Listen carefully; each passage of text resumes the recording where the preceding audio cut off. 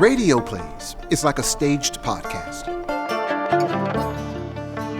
Each episode is a performance that unpacks a timely theme through a collection of stories told through spoken word, musical segments, and theatrically projected sand animation. A riveting score binds together each episode's stories. The score is drawing on classical, contemporary, and Ottoman Jewish influences. It's performed by a world-class multi-ethnic ensemble. Radio Plays is built on a conviction that powerful multimedia storytelling invites us into a conversation. And by this we mean a coming together to listen to one another, to share our stories in the service of exploring who we are and who we wish to be.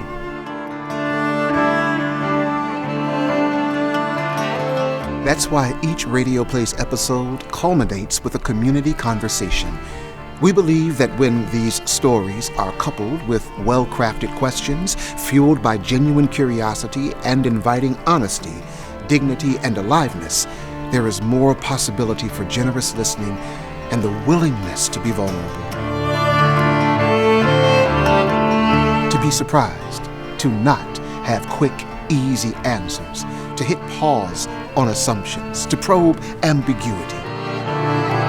This kind of conversation is not necessarily about agreement or common ground on specific issues, except the larger issue is that we are all humans worthy of being heard and understood.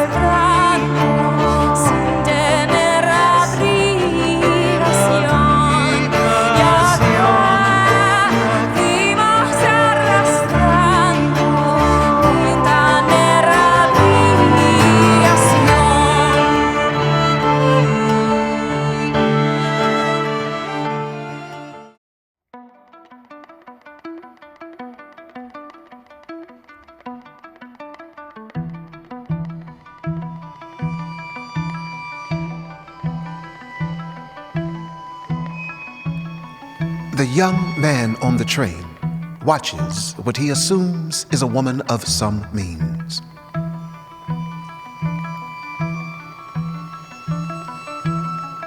She is walking toward the dining car. She is fashionably dressed. Her straight black hair, her amber complexion, her almond eyes give her a foreignness he cannot forgive. He thinks to himself, she has come to this country, this place that imported his ancestors, to take advantage of an opportunity denied to him. Oh, it's easier for her. People like her have no history here. They don't understand. But what if this young man could travel her blood?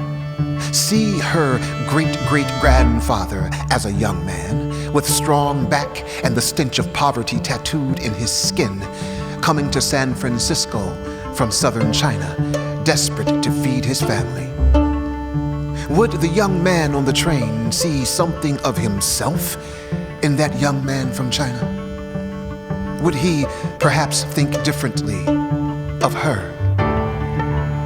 What if that young man on the train could see her great-great-grandfather with his wife and son, whom he loved dearly, whom he had to leave because there was no work where he lived?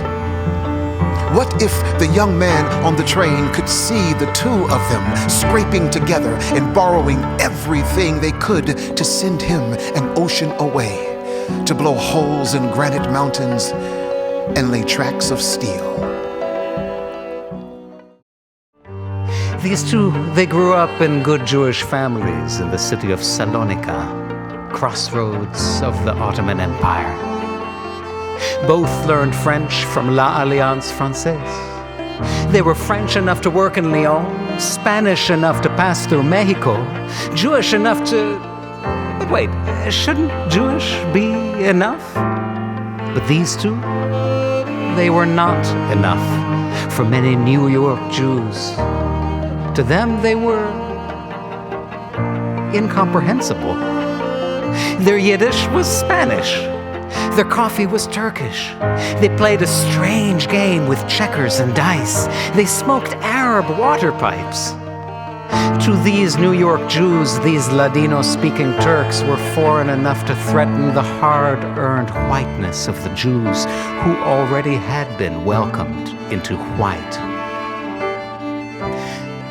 So what were they on paper? Papers don't lie. Well, first their documents read race, Turk. Complexion, dark. So their Ellis Island application was denied. Because they had the privilege of ambiguity, they found a window. They leaned on their Ladino Spanish and navigated through Mexico. And now their documents read race, Mexican. Complexion, healthy. Because for that brief time at the port of Fort Laredo, it was better to be Mexican than a Jew. Years later, on naturalization papers, their race became Hebrew. Their color? White. But their birthplace, the thriving, bustling, beautiful cosmopolitan city of Salonika, was nowhere to be found.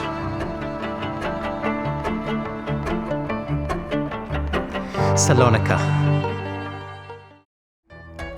Well, that's when she took a deep breath. And she said, well,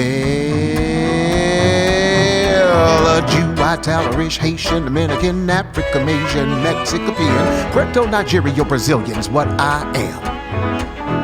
And I'm knit to fit like a patchwork quilt. And from my sweat this here country is built. But keep it simple, stupid, call me American.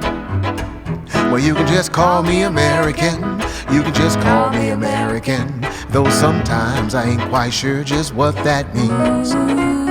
But from sea to shining sea, there are 300 million me's. Red, white, and blue, and every in between.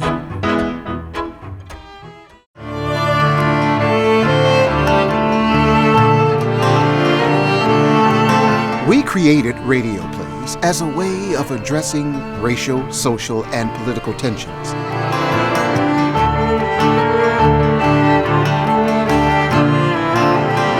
But the series is not about giving answers. It is about asking questions.